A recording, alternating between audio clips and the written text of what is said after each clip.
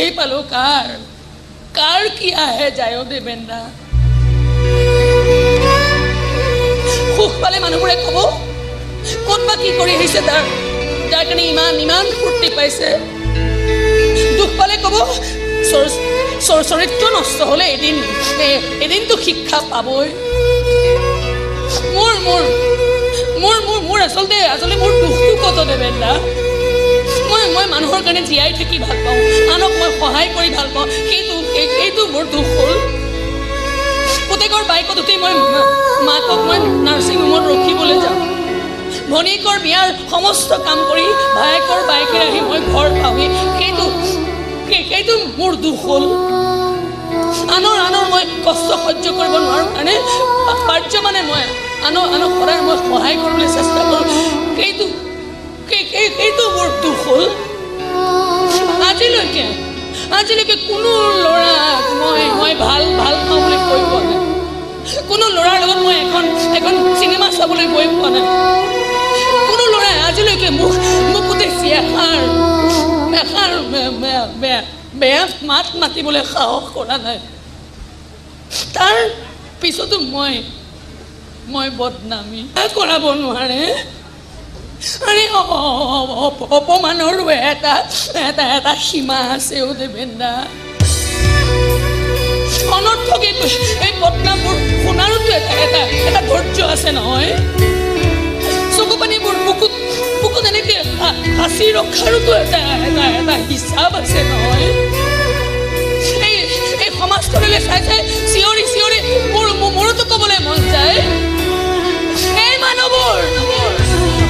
এনেকৈ এজনী ছোৱালী অনাহকত শাস্তি দিবলৈ তহঁতৰ বেয়া লগা নাই বদনামৰ মোৰ গাত ছটিয়াই তহঁতৰ ভাগৰ লগা নাই এবাৰতো মোলে চাই তহঁতে ক'ব পাৰ তই জীয়াই থাক ছোৱালী তই জীয়াই থাক ছোৱালী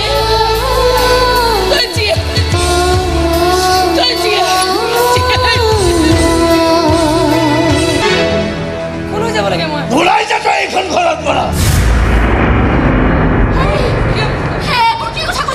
সেইখান কথা মই তাইক বহু দিনৰ আগতেই ক'ব লাগিছিল যেতিয়া অন্তত আজিৰ এই পৰিস্থিতিৰ উদ্ভৱ নহ'লহেঁতেন তুমি এনেকৈ বেমাৰী হৈ নগ'লাহেঁতেন সেইকাৰণে নিজৰ ভনীয়েকৰ বিয়াখন কেঞ্চেল হ'বলৈ ওলাইছিল সেইকাৰণে আৰু কিমান কথা শুনিম কিমান যাতনা ভুগিম তাতকৈ তই গুচি যায় ইয়াৰ পৰা আঁতৰি যা আমাৰ আটাইৰে পৰা যেতিয়ালৈকে মই নামাতো তেতিয়ালৈকে এইখন ঘৰত কেতিয়াও ভৰি নিদিবি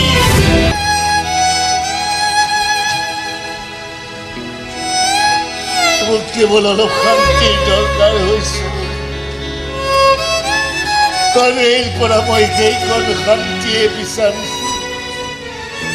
যদি দিব পাৰো সুখ পাম যদি দিব নোৱাৰো মই নিজে এইখন ঘৰ এৰি গুচি যাব লাগিব নালাগে দেউতা নালাগে